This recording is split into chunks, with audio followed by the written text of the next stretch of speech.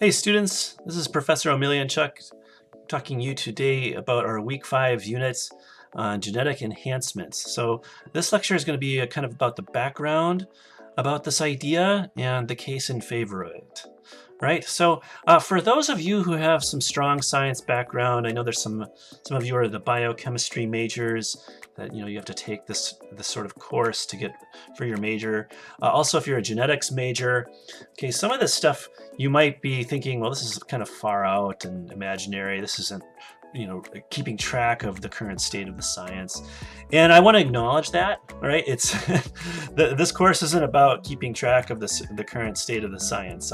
This is a philosopher's course where we kind of use our imaginations and we think about, well, what choices should we be making if certain possibilities are open to us, right? So that's one of the things that's kind of interesting about technology, and it's maybe one of the curses of it. Even though it can bring a lot of convenience and order to our lives, it forces us to make more choices, right? Whereas when we didn't even have the tool, the choice set wasn't even open to us.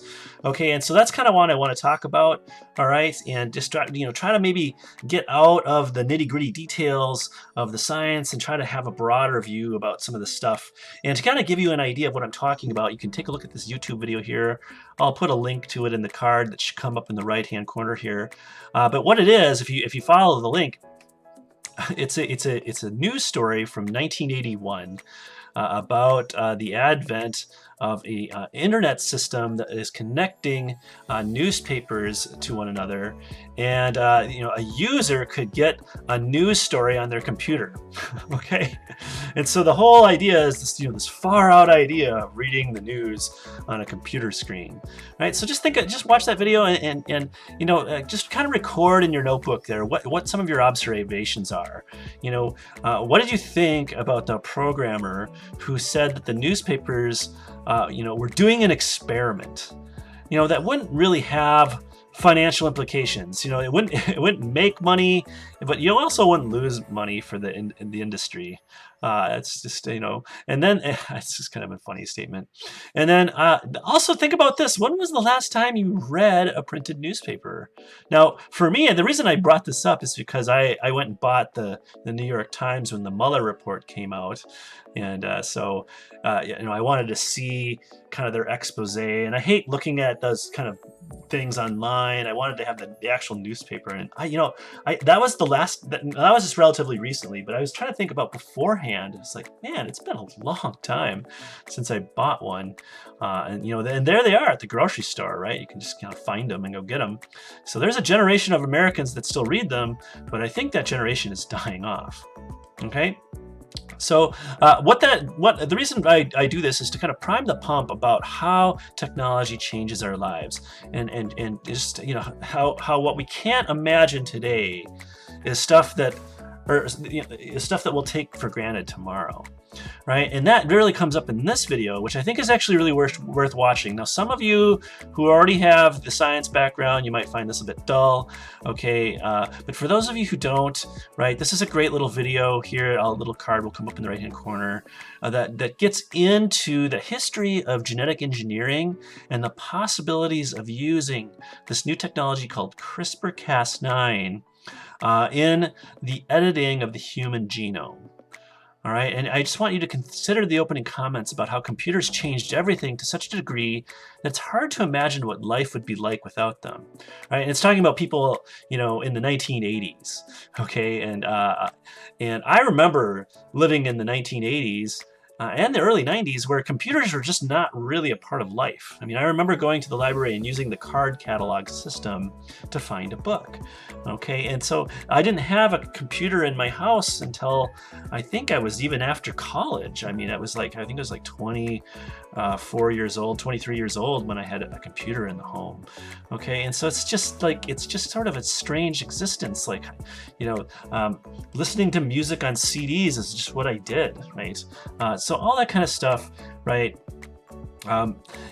is in the background here. And genetic engineering, you should know, is already a big part of our lives, right? We've been doing it for a long time, okay, since the 1960s and 70s.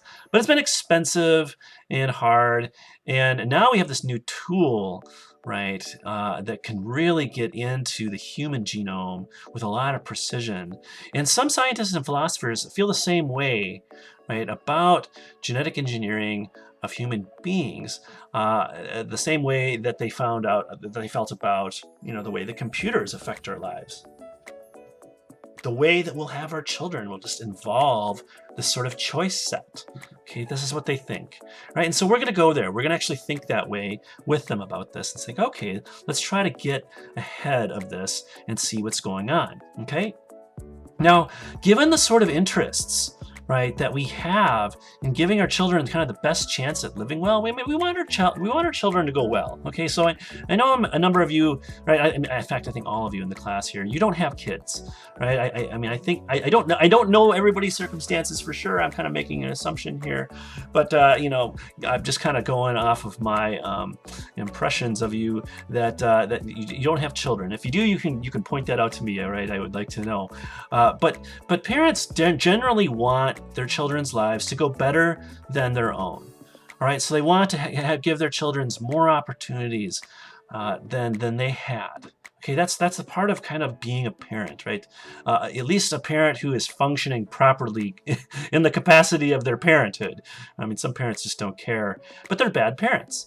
Okay, so we might wonder then, given that kind of attitude, you might think then, with our unedited genomes, would we be born in a future where gene editing is the norm? And that's one of the main questions that this video is raising. All right. So I want you to kind of think about that. What do you think about that idea? Do you think that someone like you, with your genetic characteristics, will be acceptable in the future? Okay, why or why not? Right? I know this can be a really personal kind of question, and look, I don't want I'll try to think of a way to kind of phrase this in a way that's helpful for discussion. All right, but I think that there are ways of talking about this, that can kind of enlighten our attitudes about, how we want our children to be and what choices that we should be making, and how we have them. Okay, so this is kind of a procreative ethics unit, and genetic engineering and enhancement is sort of the tool that we're trying to make decisions about. Okay. So you had to read a little paper in Nature called Tomorrow's Children. It gave you a nice overview of things. And, instead of just kind of going by line analysis of this, I wanted to highlight the story that was told at the beginning about Ruthie, right? This young child that was born, I think this is albinism, I think that's how you say it, that affects her eyesight, right? And so when she was asked, now I know she's a little girl, and, look, what you say, how reflective and how deeply should we take seriously, the utterances and statements of children. Okay, maybe set that aside for a moment, but let's just kind of think about the content of the proposition, all right? When she was asked about whether she would have had her parents correct the gene responsible for her blindness, she said no. Okay. And nor would she want her genome changed to ensure her children would not want to be born blind. Now you might think, well, maybe her mind will change when she becomes an adult, and that's a fair thought. But let's just imagine, let's just say, well, that she becomes a mature, reflective adult, and she says the same things, right? And because there are people that would say this, all right. That's an interesting thing to say, right, about yourself, right? And the big idea here is that the changing her genes, right, to change her disability, or is it a disease? I mean, this is one of these interesting distinctions, right, that we were kind of talking about in the last week on our health and disease concepts, right? That changing her disability or disease status would have made her different in a way that would have been regrettable. There would have been something unique or interesting lost about her. So there's a concern about kind of the variation of human beings and human diversity and all the different ways and shapes and sizes that we come into the world. And even if there's something like this happening with her, it's going to inhibit her ability to drive and all these kinds of things. Even so, even given that, this is still somehow a loss. All right, and so that's kind of one of the main themes from that article I was wanting to highlight there, and also just kind of give you an overview of some of the issues, the case for and the case against some of the genetic engineering issues. Okay. So what do you think of Ruthie's story? Granting that it's acceptable to decide for herself, what she wants her life to be like. Maybe we can, and given the kind of responses that I was seeing last week, I can kind of see how you might think, well, if that's the way she wants to be, that's fine, right? But think about this, right? Is it acceptable for her to decide for her children, right, that they should not be protected from the possibility of a congenital blindness, right? Right, now, because the option may be available to her, when she comes to a childbearing age, that she would be able to kind of, edit things out of the children's lives, and one of them would be this disposition, to albinism and the possibility of being blind. And she's like, no, I'm not going to change that. Okay, is that acceptable? Okay, so think about that. All right. All right, another issue I want to get into here is the distinction between therapy and enhancement. All right, therapy and enhancement. So this is a big distinction. If you're getting into this kind of topic, if you're interested in like the designer baby topic, this is a fundamental distinction that you should be aware of. Any kind of paper that gets involved with this kind of stuff talks about this. Right, and so broadly speaking, therapy is about assisting in the restoration of the normal form and functioning of the body, or preventing harms to either of those things. Okay, so you might think that therapy is assisting in kind of combating disease and restoring health. Okay,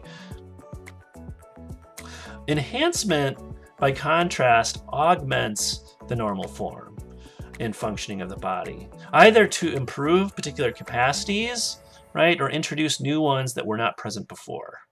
Okay, so here we're not restoring health. Okay, we're actually taking the human life form and changing it. Right, we want to make it better. We're improving upon the form that our evolutionary history has given us, right? Or maybe listen, maybe there's a different worldview at work here. The kind of human life form that God created. Okay, so there's that kind of belief that is worrisome to peoples as well. All right, and so that's what enhancement is up to here. And you have to understand that some sense of normalcy is essential to the distinction. Okay, so you see the word normal up here, right? We talked about normalcy in our health and disease concepts as well, all right? And so those who deny that there's any legitimate concept of normalcy, whether it's an Aristotelian idea or a statistical idea, right? They're skeptical of this therapy enhancement distinction, right? This whole distinction just is bogus for these kind of people, because there's just no legitimate concept of normalcy to furnish the distinction or to justify it, okay? So classical and statistical models do feature prominently in this debate. Now, they're not always acknowledged, right? They're often kind of vague, and people don't always analyze them, right? But as your teacher, I think that this is what I'd like you to be aware of, right? Is this concept of normal functioning does, it does pop up in this distinction, okay? All right, so my, a question to you that I'll highlight here is just, given what you thought about in the previous week about health and disease concepts, do you think there is a legitimate concept of normalcy that can help specify the difference between therapy and enhancement? So I don't know, maybe your mind will change here, because, maybe you were thought, I just don't know if there's a distinction here. But you might think there is a distinction between, therapy and enhancement, right? And so maybe then there is some kind of concept of normalcy that we have to specify, right? And so, I just want you to think about that, okay? Think about that. And, whether or not, you think there really is a way of distinguishing this in a principled way that has to do with normal functioning, where enhancement's going to go beyond what's normal and therapy is going to try to restore what's normal. Okay? Okay. All right, so let's talk about arguments in favor of genetically modifying humans for therapeutic purposes. Right, so this came up in the Tomorrow's Children article, all right, and look, there just are some seriously debilitating conditions that, some of them are fatal as well, that are related to genetic factors. Okay, so the argument basically, kind of goes like this. So we're going to acknowledge premise 2 here. That's just what I just claimed, right? So there's stuff like cystic fibrosis and Huntington's disease. So let's suppose, that stuff's out there. Okay, now let's look at premise 1 in combination with premise 2, right? If defects in single genes causing fatal or debilitating conditions could be corrected through genome editing, then they should be. Right, and the should be here, you can take this in 2 different ways. All right, you could take this in the you're obligated to do this. Okay, that's like the strong sense of should, or that you might think of it as in a weaker sense. It's permissible to do this, but you're not necessarily obligated to.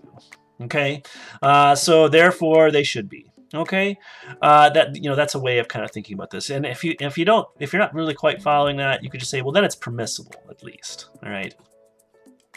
So if you have that kind of conclusion, then, and you do this, right? You do some genetic editing to take care of this stuff. Then what the people you have are genetically modified, right?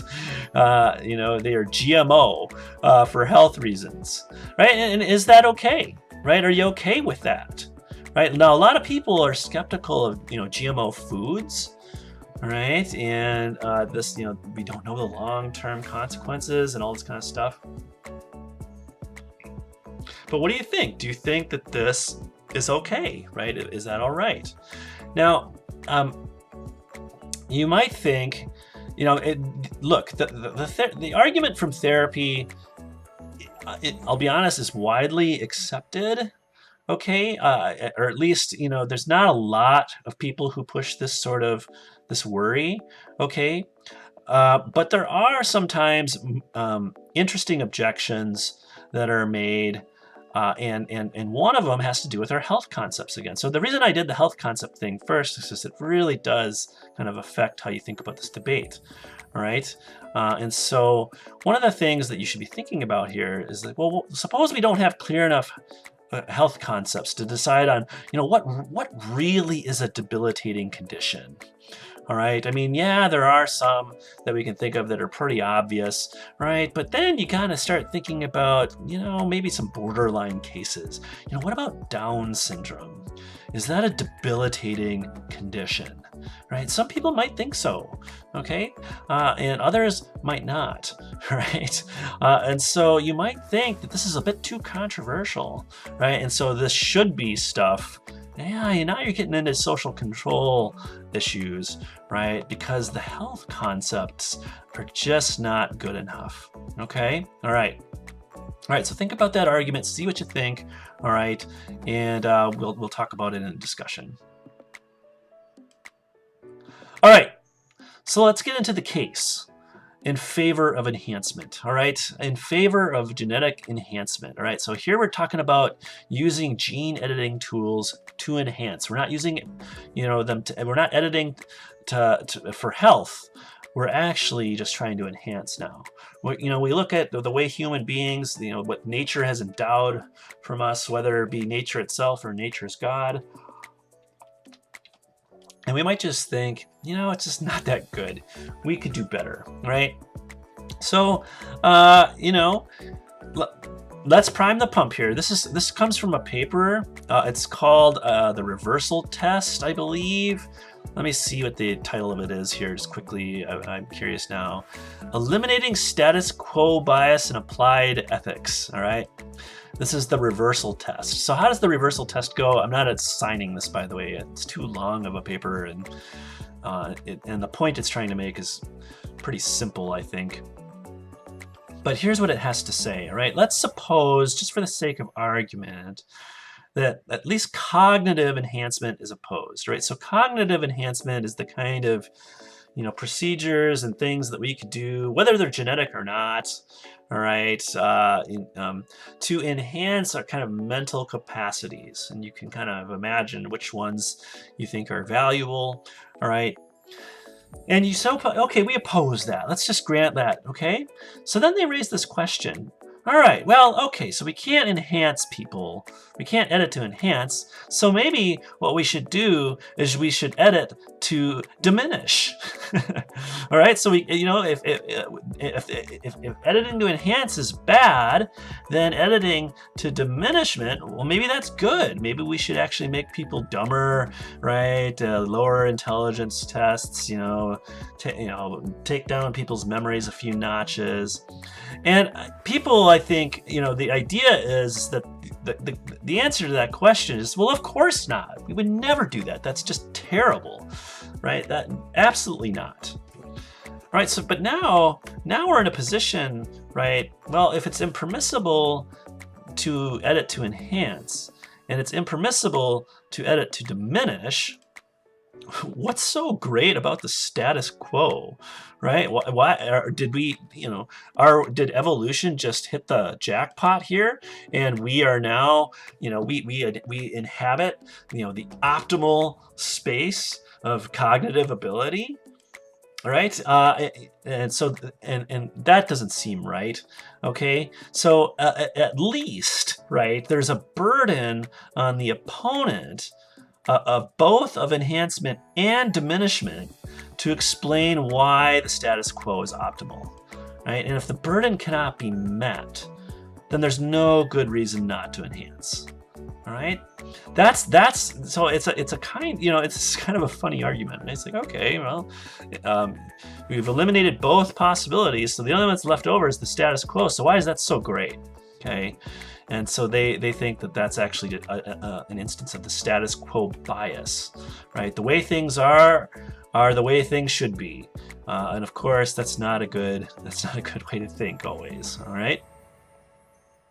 So you might conclude from this then, at least, right? You kind of start thinking about this, right?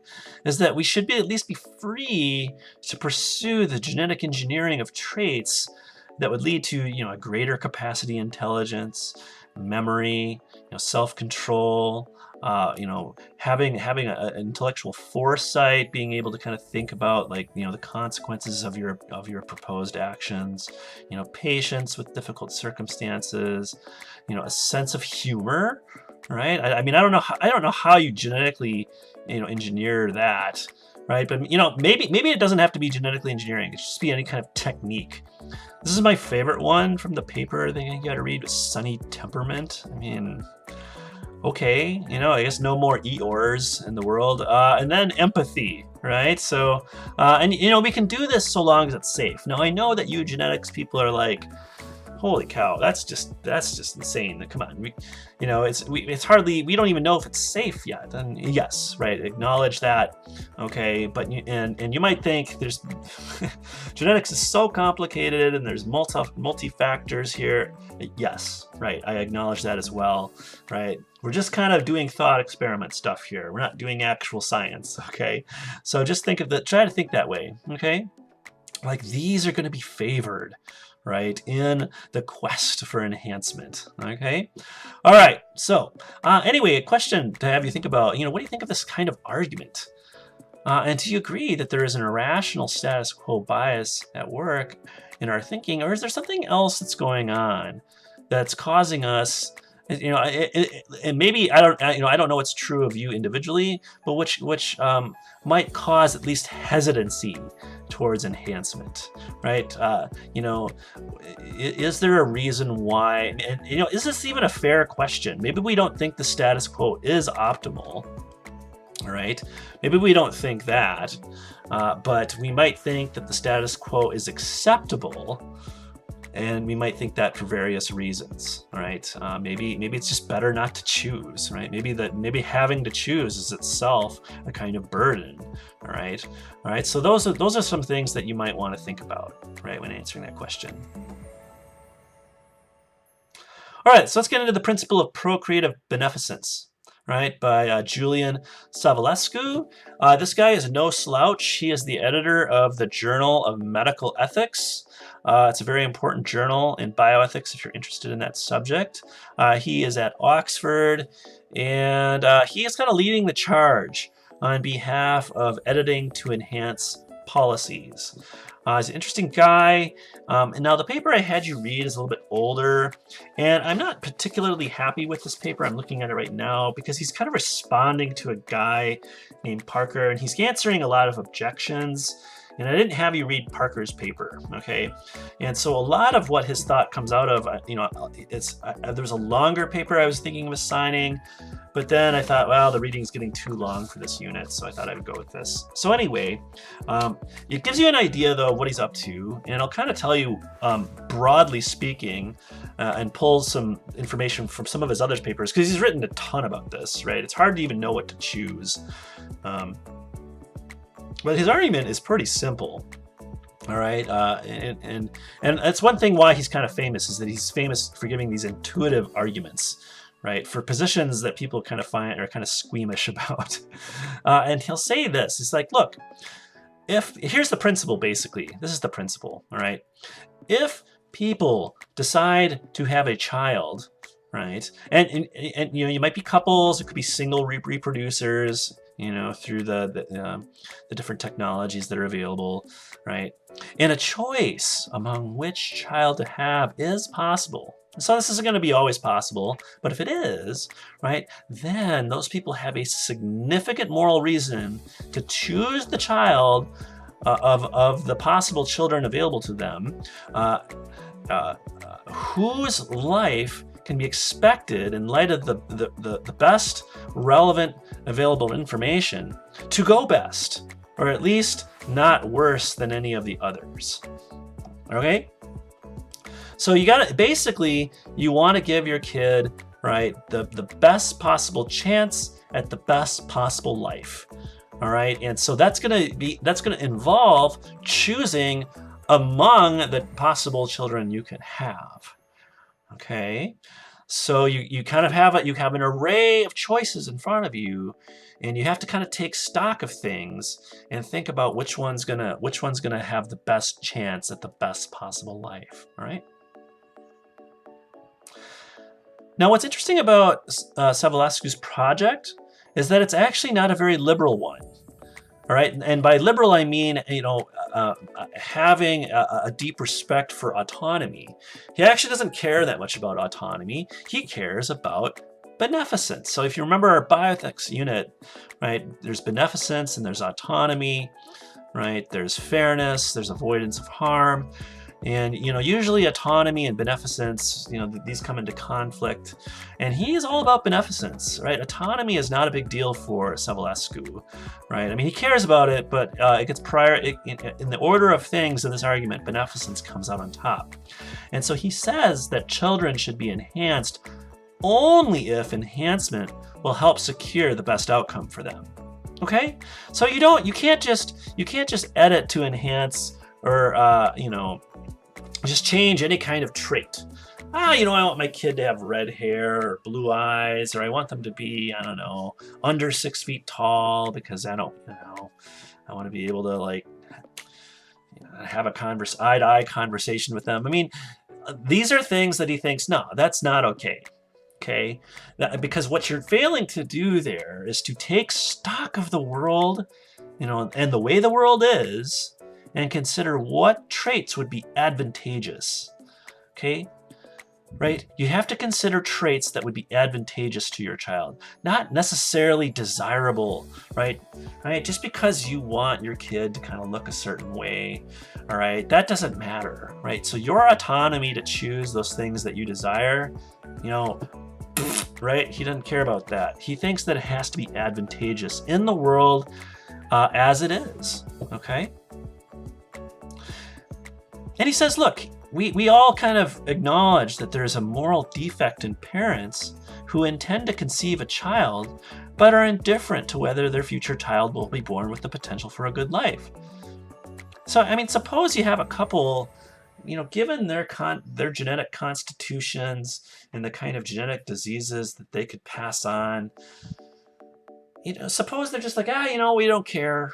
We're just going to have as many kids as we want. And if they ended up with these diseases and they suffer, then, who cares, right? And it doesn't matter. Too bad if they suffer. We want to have kids. He thinks that, we look at people like that and you should say, no, you shouldn't be doing that. That's not okay. Now, you might think, you might disagree with that, right? This is his position, right? I'm not taking up his position as my own, but this is something that he thinks that, look, we kind of recognize this, right? So what's the big problem here? It's, we good parents are not indifferent to the future of their kids. Right, so even if you're a parent, suppose you don't even have any kind of genetic problems at all, you might be living in a situation where having kids is really going to hurt them. Okay, you might be in a war-torn area. You might want to wait a little bit. Okay, right? Also, his response to the playing God objection, that's just no good. He's like, nope. We're not playing God, we're playing human. Right? And we already kind of do this a bit in the IVF context, right? This is where, embryos are, we create them in the lab, and then we implant them into the woman, and we take the best ones that we have, right? We select out the sorts that we have reason to believe are not going to flourish, right? And that's just that's a human thing. That's not a God thing, he says. All right, so you can think about that and whether you agree, right? And so we can talk about that if you'd like, right? Okay, a couple arguments in favor of his view. I know this lecture is getting a little long, but I want to kind of get through this here. He says, hey, look, right? Again, this is why we wouldn't be playing God. Let's give some reasons for this, right? Think of the timing case. Suppose a couple would have a severely diseased child if they were to procreate at time 1, but would have a healthy child if they were to wait until time 2. Okay, should they want to wait till time 2 to have their child? And if they did, right? I mean, what would be the problem with that, right? That's in fact, I think I should probably phrase this as a question.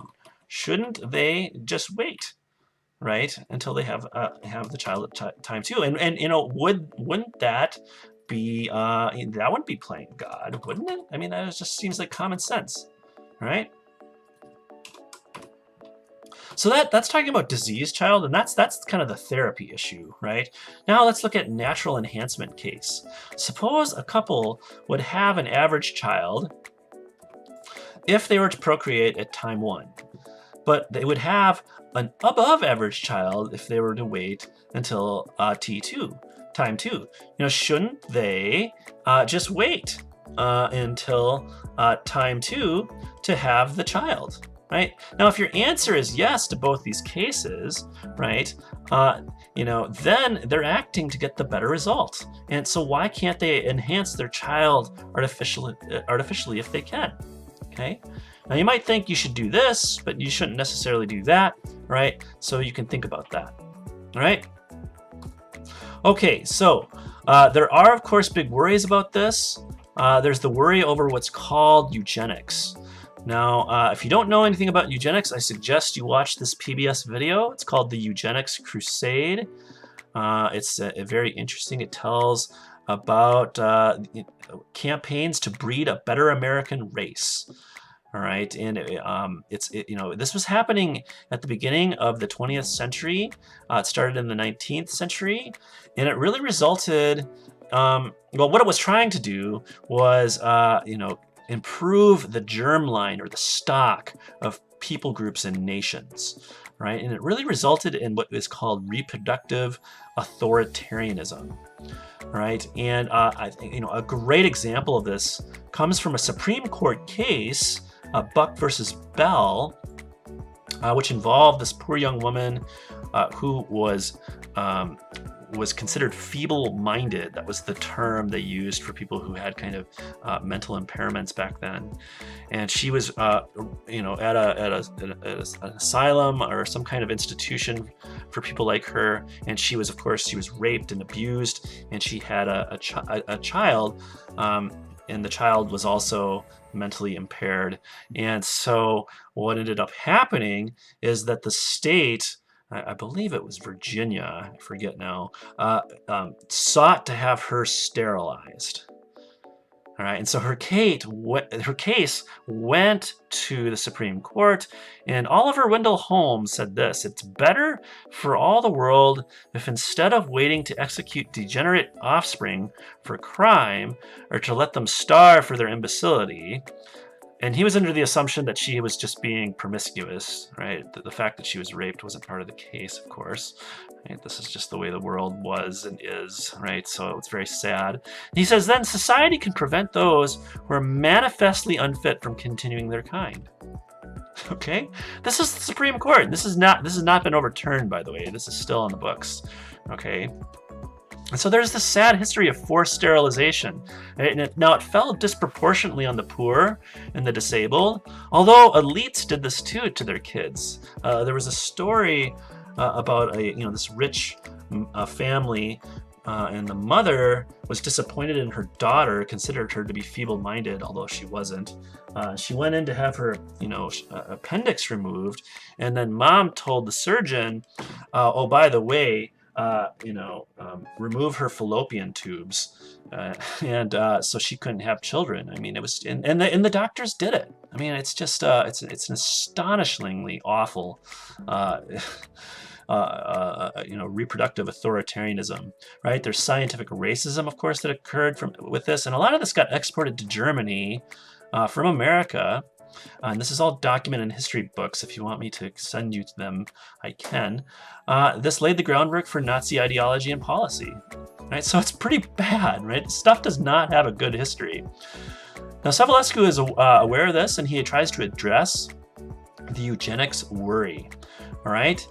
He thinks, look, historic eugenics was concerned not with the individual well-being, but was talking about like the genetic society of a whole, the genetic stock of a whole society or race. And that's not how we should be conceiving of this, right? The individual is what matters, right? Procreative beneficence is concerned with that well-being, and not, we're not about creating a fit society. That's just some pseudoscientific social Darwinism that's been discredited. Right, and then the objection that, well, the rich will pursue the enhancement strategies and the poor will be left out, and so we'll have this, unfairness. He says, you know what? That's just a red herring, right? We could engineer social policy, right, to give everybody the chance to enhance. Right, so it could be like you could have like a universal healthcare plan that covers everybody. Right, and the goal would be to produce the best possible outcomes for their children. Right, so I want you to think about those. Are those responses adequate, or are they problematic? All right, and I think that's it. Yep, that is. All right, so this lecture went on a little bit longer than I would like to, but be thinking about that stuff, and we'll get into the case against perfection next. All right, so I will talk to you later.